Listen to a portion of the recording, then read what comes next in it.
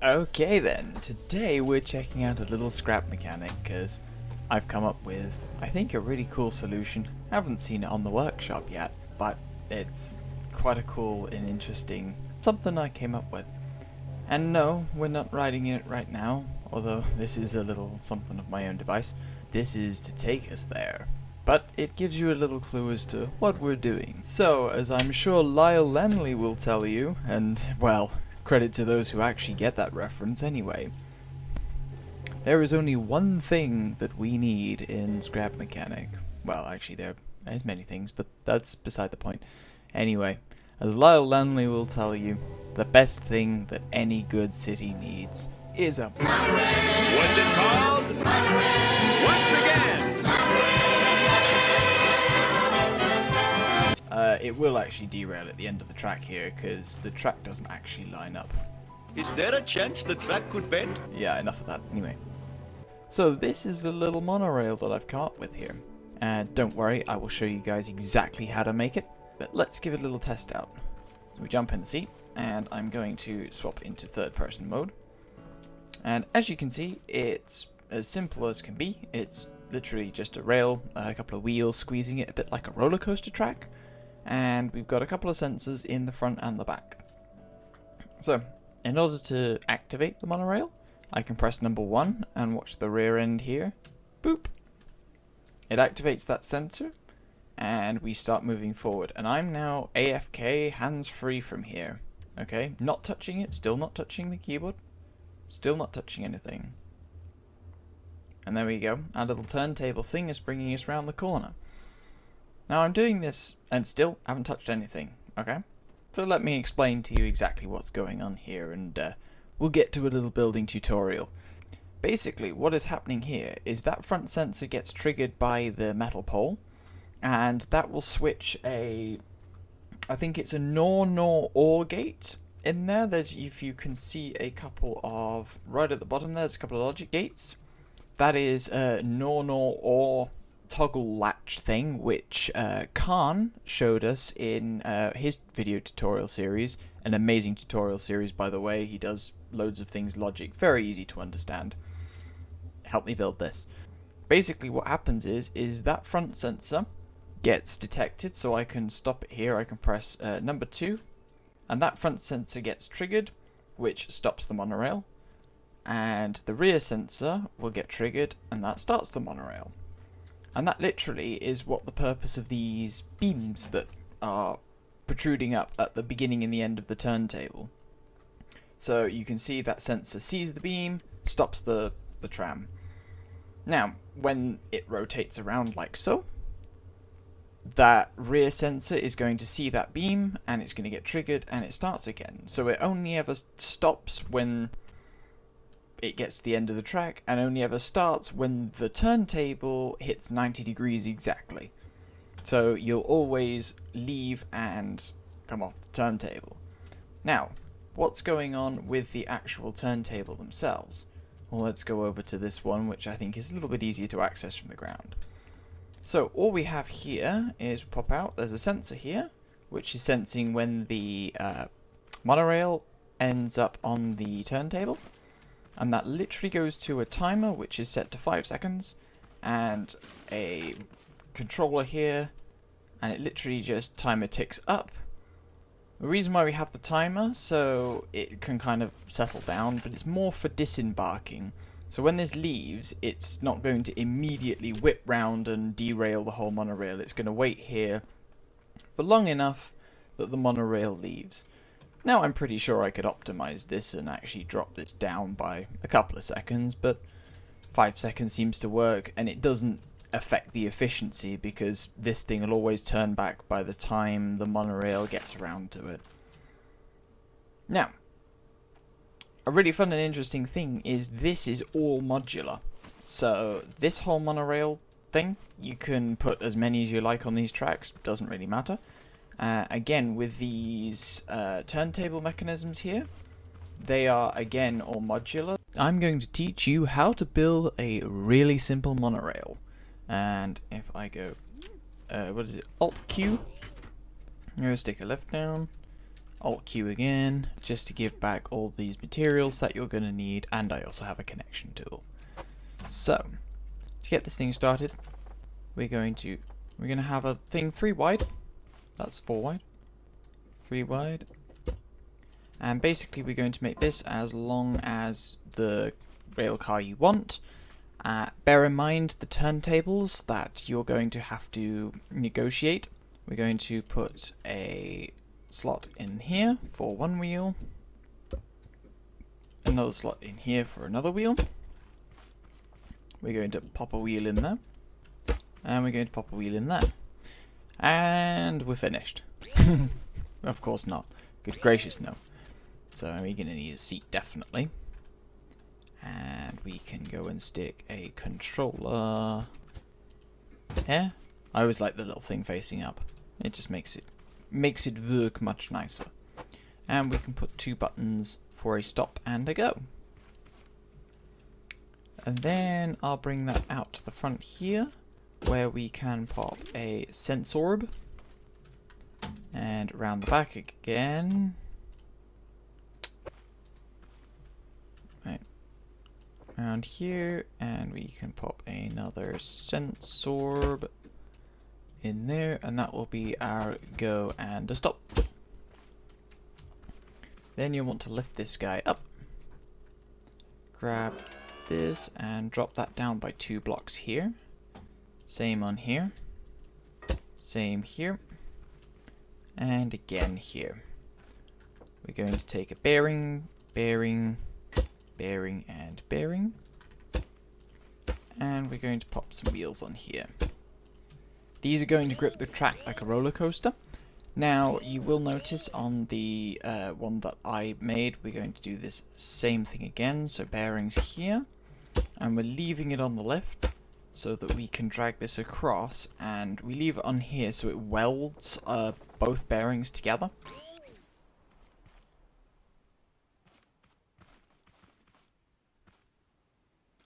Now we're going to want a second set of wheels. If I go Q again, and we're going to pop these down here, here. Pop a second set of wheels down. Now the second set of wheels, if we just had the top set of wheels, it would still roll off the track. Scrap Mechanic does a thing like that, so that's why I've almost doubled the rail up on this whole setup. So it actually stays stable. I would like to just have one track if I could, but it's not stable like that, so this is the way we get around it. You can, if you do want to, weld this, put that skirt in, and weld that if you want to. Alt Q and grab that and weld it, and that'll be absolutely fine. And again, you could quite happily fill in these little gaps here, fill in the details if you really wanted it. But I don't need to. I'm just going to leave it open skeleton, so you basically, this is the subframe, the basic subframe, and you can add whatever details you want on top of it. Okay? Then I'm going to hook up, while we're here, this controller, and we're going to hook it up to this bearing and this bearing, which are this wheel central here. You don't have to do both bearings. I like to, just for OCD's sake. But you can only do one, and it's probably a bit simpler to do it with one on there. Right, I'm just going to wire this switch temporarily up into this, just so I can do this. And if we press this button, none of these wheels are going to operate. That's because we need to flip one of these guys round, and we're gonna go, let's just pop it off the lift for now. Okay. And then we're going to press this button here, and you can see that rear wheel's turning, but that back wheel isn't. So basically, but the rear wheel is turning the wrong way. So let's flip both of these bearings. Now this rear wheel, if it doesn't turn, just flip one of the bearings, and they're both going the same way. Grab ourselves some logic gates here, just behind the seat, or really wherever you want. I just like to lay them out in a little triangle, just because then it's a bit clearer to see exactly what you're doing. So what we're going to do is we're going to make this a NOR gate. We're going to make this a NOR gate, and we're going to make this an OR gate. It's nice and easy to remember. Nor, or. Just makes the OR sound. Okay. So watch this, okay? If I press number 1, it's not changing its state. I can press it all day and it won't change its state. If I press 2, it changes its state. Now I can press 2 again all day and it will stay at number 2 state. Until 1, 2, 1, 2. So basically it toggles backwards and forwards. So it can only ever be put in one state or another. Okay. But again, I'm going to get rid of these buttons just for now, so that because these buttons are going to be hooked up into something else, and we're going to put this guy into the controller here. So this is on running, so we have a switch here, or the sensor here, and we can pop this into this side and this one into this side. Now, let's set this up to 5 blocks, and we'll set this one up to 5 blocks. Now, you can work it out with a pen and pencil which side to go, but if we stand in front of it here, it shouldn't run, and if we stand in behind it here, it should run. And that's exactly the phase that we need. And if I stand behind it again, it's not going to stop the train. But if I jump in front of the train, there we go, it's stopped. And absolutely frozen up there, which is wonderful. Exactly what we wanted. So, now we're going to rig the controls in. So we're going to put a couple of blocks up on the top here. And I'm going to put another 1 block in, another 1 block up here. We're going to pop a block over here, and I'm going to drop a piston down here and another block here, which is going to go in front of that sensor and trigger it. You probably could do some janky stuff with the, or I say janky, some really neat stuff actually with the logic, but this is just a really simple and intuitive method that I think works and saves a lot of extra hassle. There we go. And then all we need to do is we're now going to wire these buttons up. So button 1, and we're going to have that set the train to go. So we rig that to the back sensor. And we're going to, or the back piston, pop that one in number 2 at the front. And we shouldn't have to change anything. So 1 makes the train go forwards. 2 makes the train stop. And you can see it going backwards. That's it trying to complete a cycle. I don't know how Scrap Mechanic determines exactly whether it wants to carry on to the next cycle or go back to the previous cycle. But anyway, 1 starts the train, 2 stops the train. Okay. Now there is one more thing that we need to do in order to basically make this work nicely. And this is demonstrated by Khan. He explains it really well in his Nor or Latch series, which is exactly where I got this gate from. Okay, so if I pop this on a lift and pop it down and take it off the lift, these logic blocks are going nuts now. It's because they haven't decided which state they're in. They're in a bit of a Schrodinger's paradoxy quasi state something. Okay, so how we're going to solve this is we're going to put a NOR gate into this, an OR gate into this, and that back into a NOR gate, and make that a NOR gate. And it always sets the phase. Pop that down. I added 1 or 2 little tweaks to the monorail, decorated it just a little bit, and here we are. This is the finished thing. Exactly the same. I haven't really touched anything other than added a couple of extra little things to make a sort of quote-unquote engine mount. Added a few wedge blocks, hashtag wedges, and we also added a little exhaust and some lights in there. But apart from that, exactly the same machine. So I've got a bit of a monorail course here, and we are going to mount it to the track. So what we're going to do is we're going to take a section of track away, like so. Grab this guy on the left. I think if we do that, there we go. You can see it's absolutely fine on there, and we're just going to lower it down and let that go. And now it's on the track. So we're just going to replace these rails like so and like so.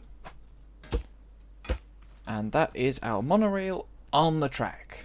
Wonderful. Now let's go for a ride, shall we? So we're going to get on here, and I'm just going to press number 1 to start, and off we go. AFK, hands-free, absolutely fine and dandy.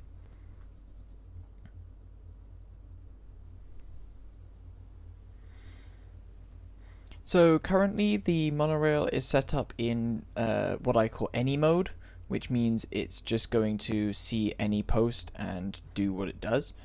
But so it's basically going to see the red post in front of it is just going to stop. It doesn't matter what color the post is. So we've arrived at one of the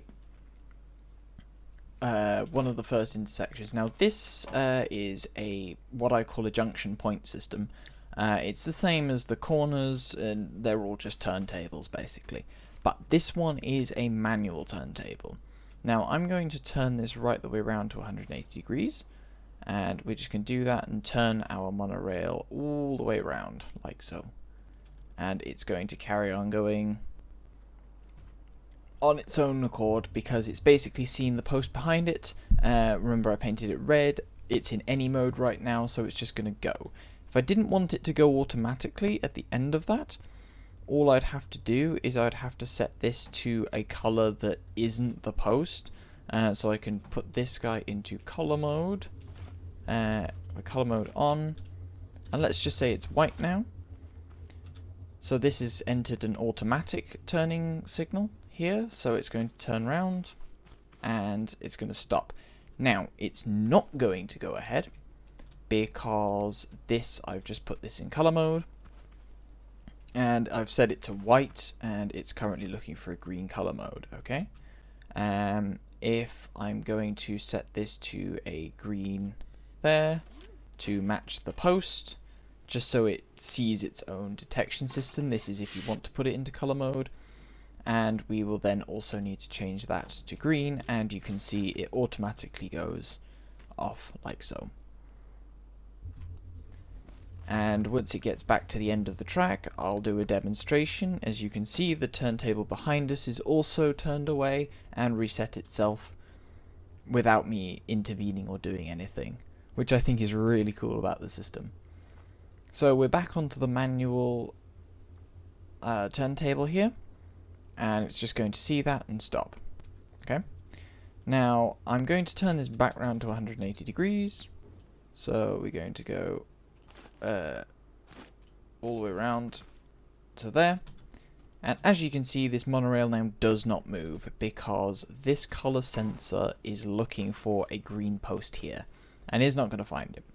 Now I could paint this green, but I'm not going to do that because I want to show you something else. So now you understand how to put it into color mode. So let's just set this to 90 degrees. And now we can ride along the next track. Let's just get in it. And I can press 1 to start and 2 to stop. 1 to start.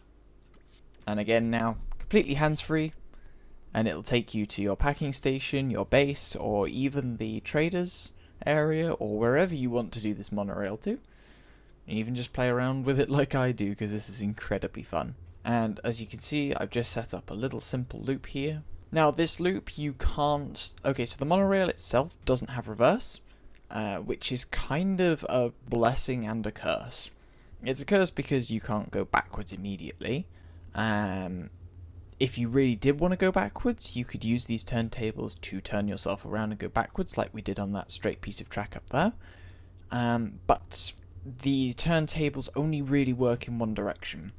As you can see, they automatically line themselves up in one particular direction, and if we were to go run this course in reverse, we would just end up running off the end of the track and into the turntable, and you'd have to put it back on the track. We can get off, and I can drop us back to 0, and that'll set the track over here, and I can just press 1 again and get off. There we go. It's off. So you will happily see this guy in the workshop. This will be up for download, as well as, if I grab my lift here, the turntable. Now the turntable will be an interesting one. So it comes basically built like this. The controller will be blank, so you can set this controller to basically be anywhere you want. So you can change this to 90 degrees, 180, 270, back to 90. However you want to do that, you can just set it there. The timer will be set to 5 seconds, which I believe is plenty of time for the monorail to enter. It'll give it some delay, it'll turn around, the monorail can leave, and then it'll reset itself. You will notice that there is a post here, and a post here. These basically are either your buffer points, or they are track identifiers. So what you can do is you can go onto the Steam Workshop, and grab this lift, and you can come over to here and grab this guy, which is a rail section. And you will also want to very quickly just weld this to the ground. If I come over here, pop that up, weld this to here. This is just so it's nice and stable. You can put your lift on top of it and do everything you need to do, so it's all good. Right? So here you have a rail segment you've spawned into the world from the Steam Workshop. If you want to put it on any of these cardinal directions, all you'd have to do is just erase that pillar, and you come over to the end, which doesn't have a post on it, which is this one right here. Come and grab this piece here and weld it straight to that bit of track there. And then if I move this one just to 90 degrees for demonstration purposes, that all lines up absolutely perfectly, and you'll have a section of track which can actually clip through other sections of track. Interesting. Anyway, that doesn't really matter. So the point is all you'd have to do is just replace this pillar with a straight section of track, or if you wanted, go and grab yourself another turntable, pop that down. We're going to erase this one here and grab our welding tool, grab that, and pop that here. And there you go. And that's welded another turntable onto the turntable, so you can have as long or short a track as you like. Completely modular, and if you want to shorten it, go right ahead and cut that, and just basically erase the post, and this you can link right back up to this point here, and I can just go ahead and erase this guy, delete, yep. And your weld tool, grab that, mount that to here.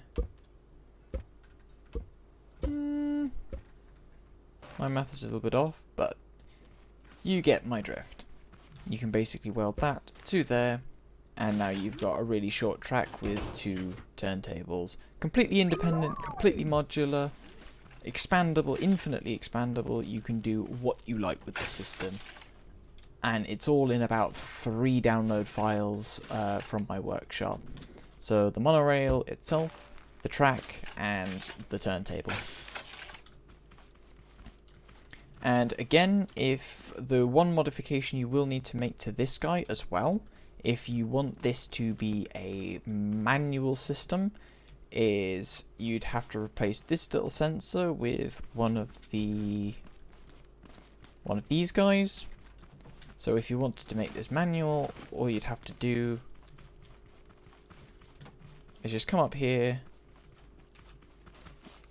and pop that piece in there, And it basically is manual now. You can also get rid of that, and then you can just play around with this. And now it's completely manual mode, so if you want to turn your monorail round on this, you can do that. You can set it to this track here. You can set it back to the other track. Do what you like with it. And even if you're insane enough to make a 45-degree track, there you go. You can even do that too. But I stuck with the cardinal directions just because it's easier. But there you go. That is absolutely everything that you need to know about monorails in Scrap Mechanic.